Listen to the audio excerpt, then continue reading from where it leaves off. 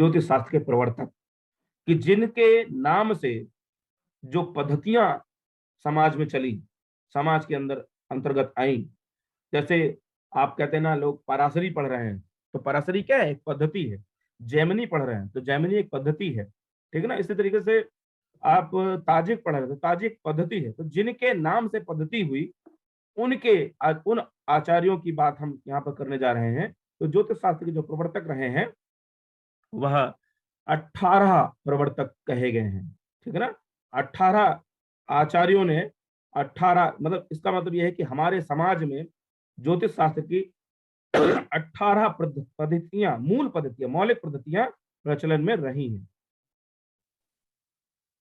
18 पद्धतियां हमारे प्रचलन में रही हैं। तो वो कौन कौन से आचार्य हैं?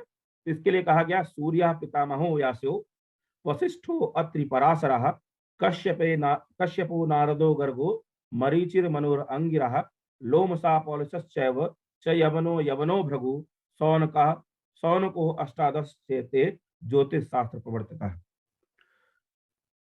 सूर्य सिद्धांत है। आपने, जब आप ज्योतिष शास्त्र को और अच्छे से पढ़ने का प्रयास करेंगे या उसकी गहनता को जानने का प्रयास करेंगे, क्योंकि हम लोग तो फलित ज्योतिष के बारे में आपका के उल्लेख करेंगे आपके बीच में, लेकिन जब आप सिद्धांत, इसका एक स्कंद सिद्धांत भी है, अभी हम आगे बताएंगे कि सिद्धांत स्कंद क्या है।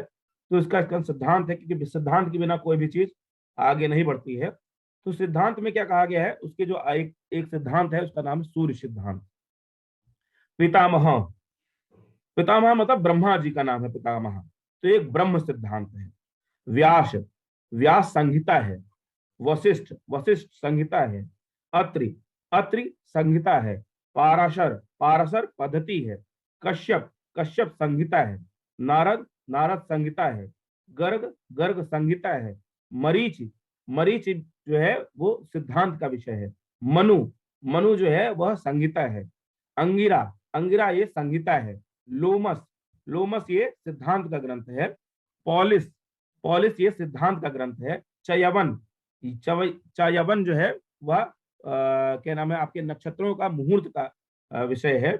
यवन, यवन आपके ताजिक का विषय है। भृगु, भृगु संहिता है जो फलित का ओरा का विषय है। और सौनक, सौनक सिद्धांत के हैं। तो इस प्रकार से ये सब मिलाकर जो त्रिस्कंध ज्योतिष है, उनका स्वरूप कहीं ना कहीं इन्हीं इन्हीं आचार्यों के बीच में मिलता है, दिखाई देता है।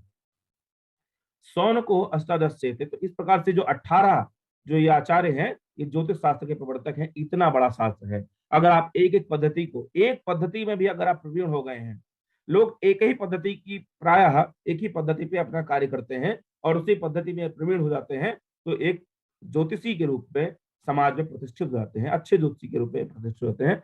तो ये 18, अगर आप 18 सिद्धांतों को पढ़ने चलेंगे तो शायद एक जीवन काल भी इनको समझने में आपका कम पड़ जाएगा, ठीक है ना। तो इसलिए इन आचार्यों का हमें जानकारी होनी चाहिए कि ये 18 आचार्य रहे हैं जिनके नाम से पद्धतियां आज के प्रचलन में हैं।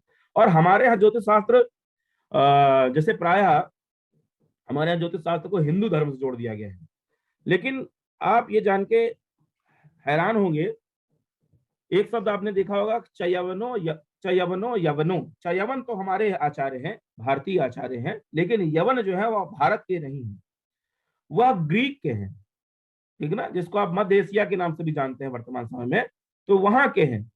जैसे आपका जो ये ताजिक है, ये हिंदुस्तानी नहीं है।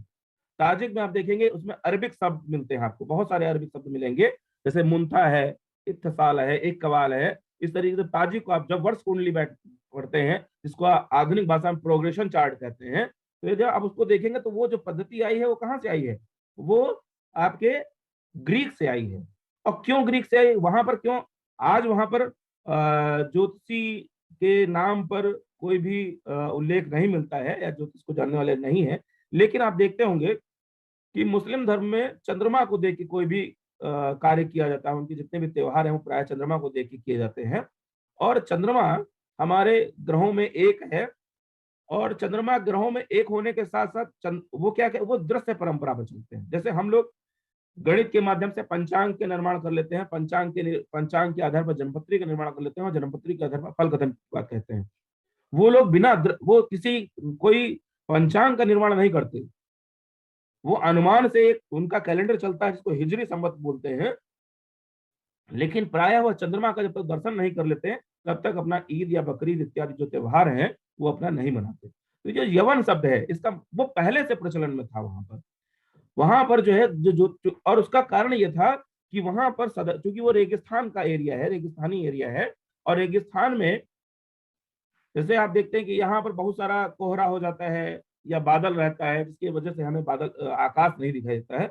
वहां पर बादल चूंकि जल ही नहीं है तो वाष्पोत्सर्जन नहीं होता, इवापोरेशन नहीं होता। जब इवापोरेशन नहीं होता तो कभी बादल नहीं बनते, और जब बादल नहीं बनते तो हमें रात्रि में जो आकाश है वो पूरी तरीके से चमकता हुआ दिखाई देता है।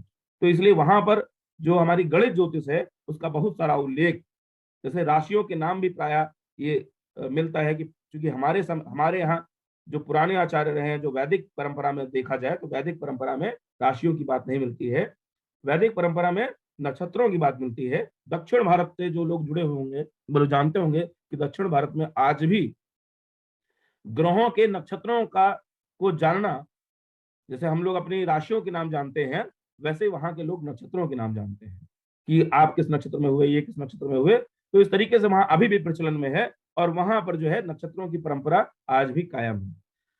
तो इस तरीके से ये चीजें बाद में आई हैं, राशियां बाद में जुड़ी हैं, लेकिन चूंकि उनका नक्षत्रों से संबंध है इसीलिए हमारे यहाँ जब नक्षत्र जो पहला आरंभ होता है, क्योंकि हमारे यहाँ कोई भी कार्य, कोई भी ज्योतिष में कोई भी चीज बिना सूर्य के आरंभ नहीं होती। जैसे वार का आरंभ जो है वो रविवार से, इसी तरीके से जो नक्षत्रों के नाम है वो हम जब राशियों के हिसाब से चलते हैं तब अश्विनी से आरंभ होता है, लेकिन मूलतः आप देखेंगे तो कृतिका नक्षत्र से आरंभ होता है। अवकहड़ा चक्र कहा गया है। तो अवकहड़ा चक्र जो है, आ जो शब्द आता है जब आप देखेंगे, चूचे चोला लीलू अश्विनी, इस तरीके से जो है चूचे चोला अश्विनी लीलू ले लो भरणी आ ई उ ए कृतिका। तो कृतिका में आ शब्द आता है, पहला जो चरण है उसका आ शब्द से आरंभ होता है। इसलिए जो प्रासंगिक था पहले वैदिक पीरियड में वह कृतिका शब्द से प्रासंगिक था, न कि अश्विनी से। लेकिन जब राशियों को गढ़ा गया, राशियों का निर्माण किया गया, तब कृतिका से ना लेकर अश्विनी से लिया गया। जब आप दशाओं का क्रम देखेंगे तो सबसे पहली दशा जो है वो सूर्य की कही गई है, ठीक है ना, कृतिका से आरंभ होती है, सूर्य की दशा सबसे पहले कही गई, उसके बाद चंद्रमा, फिर मंगल, इस तरीके से दशाओं का उल्लेख किया गया है। तो हमारे यहाँ मतलब बाहर के भी आचार्यों को उन्हीं नाम से, ऐसा नहीं है कि हमने कहीं कहीं और से ज्ञान लिया और अपने नाम से उसको जोड़कर उसका प्रसार कर दिया, जैसा कि पाश्चात्य समाज में ऐसा होता रहा है कि जो भारत से सारी चीजें ले गए, बहुत सारी चीजें ले गए। अभी जब ज्योतिष पढ़ेंगे तो आप देखेंगे कि बहुत सारे ऐसे विषय जो पहले ही हमारे आचार्यों ने जिनका उल्लेख कर दिया है और उसके प्रमाण भी मिलते हैं। ऐसा भी नहीं कि कहीं अनकही बातें हैं और ये समाज में ऐसे चल रही हैं, ऐसे चल नहीं रही हैं, लिखित प्रमाण मिलते हैं ग्रंथों के रूप में मिलते हैं। जैसे गुरुत्वाकर्षण का नियम तो भास्कराचार्य ने 12वीं शताब्दी में दे दिया, न्यूटन तो बाद में आए, लेकिन किसके नाम से प्रचारित हुआ? न्यूटन के नाम से प्रचारित हुआ। हमको पढ़ाया क्या गया? न्यूटन के नाम से पढ़ाया गया, ठीक है ना। आप जब देखेंगे तो आप देखेंगे इस चीज का भी, आप इस चीज को भी समझ पाएंगे कि हमारे ज्ञान को लेकर दूसरों ने अपने नाम से उसको प्रसारित कर लिया और हमारे नाम को बिल्कुल गायब कर दिया कि भारत से हमने नहीं लिया है या हमारा अपना स्वयं का ज्ञान है।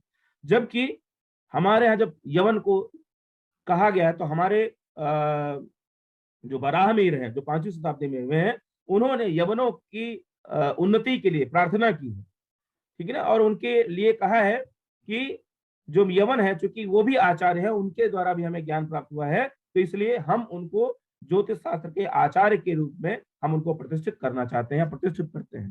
तो इस तरीके की चर्चा हमारे आचार्यों में कही गई। इसीलिए आचार्यों को जानना, हमारे प्रवर्तकों को जानना बहुत आवश्यक है।